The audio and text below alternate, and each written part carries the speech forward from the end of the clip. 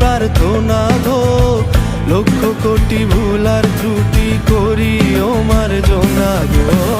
শোনাইব তোমারে আজ করেছি বাসনা গো, ঐরাবতের হৃদয় হতে ক্ষুদ্র এ রচনা।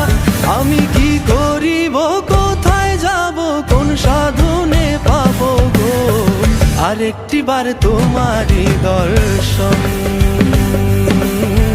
আরেকটি বার তোমারই দর্শন। কোন বাঁধনে বাঁধি আমি, কেমনে তোমায় রাখি গো,